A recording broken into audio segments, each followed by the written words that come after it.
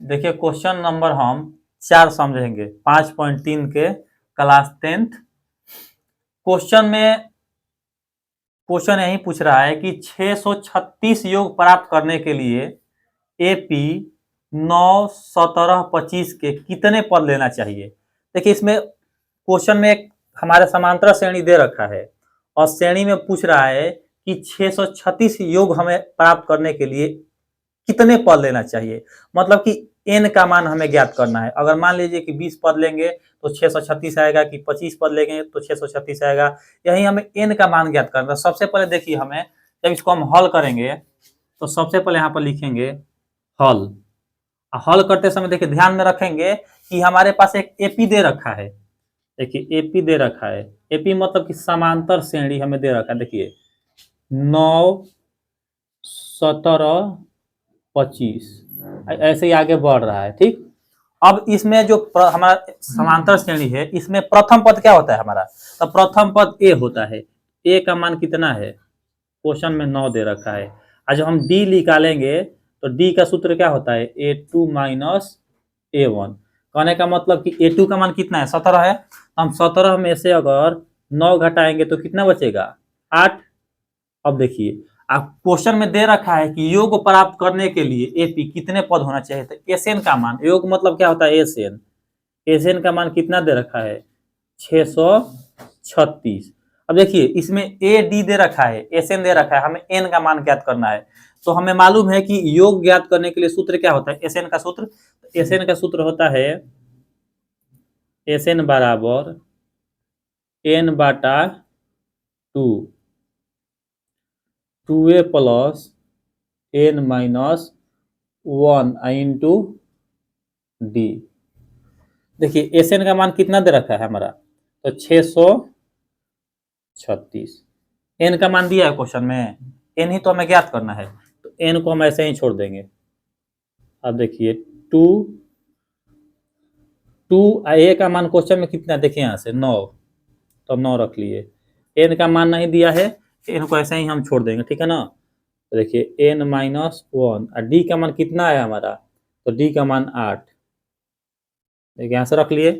अब क्या करेंगे कि हम 636 इधर ये भाग में है तो इधर गुणा में ले लेंगे हम, गुणे 2 बराबर इधर क्या बचे हमारा एन बचेगा ना।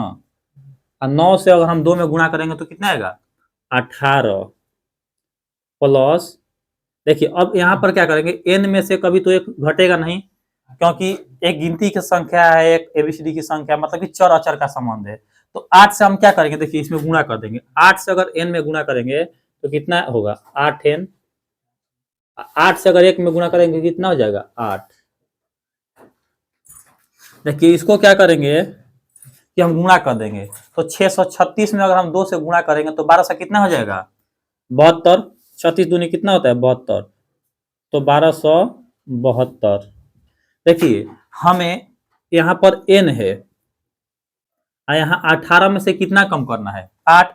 जब हम 18 में से 8 को कम कर देंगे तो कितना बचेगा यहाँ पर 10 प्लस 8n।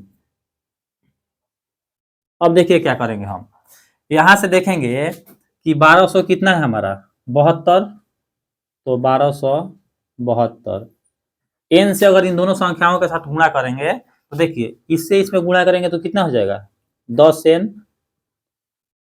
इससे इसमें अगर गुणा करेंगे तो कितना हो जाएगा 8n²। अब देखिए अब क्या करेंगे कि ये जो संख्या इधर है ना उधर किस में भेज देंगे, हम माइनस में भेज देंगे। यहाँ पर प्लस में तो उधर किस में चल जाएगी माइनस में। जब माइनस में उधर जाएगी तो सबसे पहले हम क्या करेंगे कि यहाँ पर कुछ नहीं बचेगा, चला जाएगा तो 0। अब देखिए हम घात के रूप में सजाएंगे, द्विघात समीकरण के रूप में। सबसे द्विघात समीकरण में क्या होता है, पहले 2 घात होता है, उसके बाद 1 घात होता है, उसके बाद एक भी घात नहीं होता है। तो द्विघात बहुपद का व्यंजक रूप यही ना होता है। देखिए द्विघात बहुपद का व्यंजक रूप होता है ax² bx प्लस सी। इसी के रूप में इसको क्या करेंगे सजाएंगे। तो सजाने के लिए सबसे पहले देखिए यहाँ पर 8n² और यहाँ पर क्या है 10n, ये प्लस में तो इधर किस में ले लिया हम माइनस में, तो 1272। अब क्या करेंगे कि इन दोनों पक्ष को ऐसे चेंज कर दे, इधर वाली संख्या को इधर लिख लेंगे, इधर वाली संख्या को इधर लिखेंगे। ऐसे में क्या होता है, जब हम दो पक्ष को क्या करते हैं, उठाकर सिर्फ ऐसे रखते हैं, इस वाली संख्या को इधर, तो मान लीजिए कि अगर यहाँ पर दे रखा है 3 है, इधर 4 है, इसको जब हम ऐसे करेंगे 4 को इधर 3 को इधर, तो इस ऐसे करने पर चिन्ह नहीं चेंज होता है। अगर क्या करते, अगर इसको इधर लाते तो अब क्या होता है, चिन्ह हमारा चेंज होता है। अगर संख्या को पलट देंगे तो उस समय चिन्ह को हम नहीं चेंज करते हैं।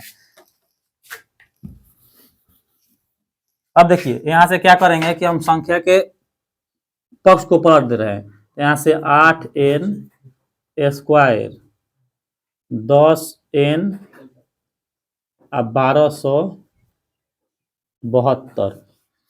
अब देखिए क्या करेंगे कि देखिए ऐसी संख्या देखेंगे कि जो इन सभी में क्या हो जाए, कॉमन हो जाए। तो देखिए दो ऐसी संख्या है जो 8 को भी पूरी पूरी विभाजित कर देगी, 10 को भी और 1272 को भी। तो दो को क्या करेंगे, हम कॉमन निकाल लेंगे। जब हम दो को कॉमन निकालेंगे, देखिए यहां से तो दो को हम कॉमन निकाल रहे हैं। देखिए दो को जब हम कॉमन निकालेंगे, देखिए n कॉमन होता, लेकिन देखिए n इन दो ही संख्या में, इसमें n है तो n कॉमन नहीं होगा। जो कॉमन वही होता है, मतलब कि कॉमन आदमी जो सब में क्या हो, मिलता जुलता हो। कॉमन उसी को कहते हैं जो सब में क्या हो, मिलता जुलता हो। तो देखिए दो के पारा में ये भी आता है, दो में ये भी आता है, दो में ये भी आता है, लेकिन n इसमें है, n इसमें, लेकिन n इसमें है नहीं है, तो n कॉमन नहीं लेंगे। जब दो को कॉमन ले लिए तो दो से इसको क्या करेंगे, हम कटाएंगे। तो दो के टेबल में कितने बार में आता है, 4 बार में। तो 4n स्क्वायर और 2 5 10n।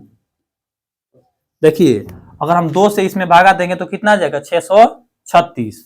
तो यहां से लिख लिए हम 636 और बराबर में हमारा क्या बचा, 0। अब क्या करेंगे कि इस और इसमें गुणा का संबंध है, तो उधर किसमें भेज देंगे, इसको भाग में भेज देंगे। तो ऐसे ही क्या जाएगा, 0 है उसको ऐसे छोड़ देते हैं। देखिए यहाँ से 4n स्क्वायर प्लस 5n 636 बराबर क्या हुआ हमारा, 0। अब यहां से हम क्या करेंगे, देखिए कि गुणनखंड विधि से बनाएंगे। तो गुणनखंड विधि से बनाने के लिए क्या करेंगे, देखिए सबसे पहले हम 636 को, देखिए प्रथम और लास्ट वाली संख्या से क्या करते हैं, हम मल्टीप्लाई करते हैं। हम मल्टीप्लाई करने के बाद बीच वाली संख्या को क्या करते हैं, दो जोड़ी बनाकर लाते हैं। तो पहले वाली और अंतिम वाली संख्या में क्या करेंगे, हम गुणा। तो गुणा नहीं करेंगे, देखिए 4 को ऐसे लिख दे, 4 का खंड क्या होता है, 2 गुणे 2 ही होता है ना, 4 का खंड। अब हमें क्या करना है कि 636 को तोड़ना है, गुणनखंड करना है। तो 2 से तोड़ेंगे तो 3 हाली में, 1 हाली में, कितना हाली में, 8 हाली में। 2 से तोड़ेंगे ये तो कितना हाली में, 15 दूनी 30 और 9 दूनी 18। अब देखिए यह 2 से नहीं टूटेगा, तो इस 3 से टूट सकता है, 3 देखेंगे 9 5 14 15 टूट जाएगा। देखिए 3 से जब तोड़ेंगे तो 3 5 15, 3 एकम 3। फिर इसको किससे तोड़ेंगे, 3 से, तो 17 तिया 51। यहाँ पर 3 5 15 सॉरी तितरी के 9। अब देखिए इसको जब 3 से तोड़ेंगे, 3 से टूटेगा, 5 3 8, या 3 से नहीं टूटेगा। अब ये किसी से टूटेगा ही नहीं। 53 किसी के टेबल में आता है नहीं, यह जो है कैसी संख्या है, आभास संख्या। हाँ देखिए अब यहाँ से हम जब हम तोड़ लिए तो यहाँ से हमारा खंड क्या है, देखिए 2 गुणे 2 गुणे 3। यहाँ से देखिए ये भी तो है इसके साथ में, 2 गुणे 2 गुणे 53। इतना से हमें क्या करना है, देखिए इतना से हमें फैक्टर करके इतना फैक्टर से हमें कैसे भी करके दो जोड़ी बनाकर क्या लाना है, 5 लाना है। तो 5 लेने के लिए देखिए 53 है, इसको ऐसे छोड़ देते हैं। 2 दूनी 4, 4 तिया 12, 12 दूनी 24, 24 दूनी 48। 48 देखिए 48 में अगर हम कितना 53 में से मान लीजिए हम 48 को कम कर लेंगे तो 13 में से 8 घटेगा तो कितना बचेगा हमारा, 5 कट गया। मतलब कि अगर हम 53 में से 48 को कम कर लेंगे तो कितना आ जाएगा हमारा, 5 आएगा। और जो बीच वाली संख्या इसी 5 ही ने प्राप्त करना था प्लस का। तो देखिए हमारा जोड़ी बन गया कि 53 में से हम क्या करेंगे, 5 को घटा देंगे। अच्छा है क्या करेंगे, देखिए 2 तरीका से कर सकते हैं इसको। सबसे पहले क्या करेंगे कि देखिए 4n स्क्वायर यहाँ पर लिख लेंगे 48 जो हमारा माइनस के 48n, अब प्लस के क्या कर देंगे 53n, अब माइनस के 636 बराबर क्या हुआ 0। अब देखिए इसमें 4 संख्याएं लिख रखे हैं, 2 को एक साथ रख लेंगे, इन 2 को एक साथ रख लेंगे। अब देखेंगे कि इन दोनों संख्याओं में कॉमन क्या है, तो देखिए 4 जो है 4 के पढ़ा में आता है और 48 में भी आता है, 4 हमारा क्या हो जाएगा कॉमन, तो 4 यहाँ से निकाल लिए। देखिए n इसमें भी है n इसमें भी है, तो n को एक कॉमन निकाल लिए। 4 से 4 खत्म हो जाएगा, एक n से एक n, तो यहाँ पर n बचेगा। अब देखिए 4 एकम 4, 4 दूनी 8, देखिए प्लस इन दोनों में अगर कॉमन निकालेंगे तो हमारा 53 क्या हो जाएगा कॉमन हो जाएगा।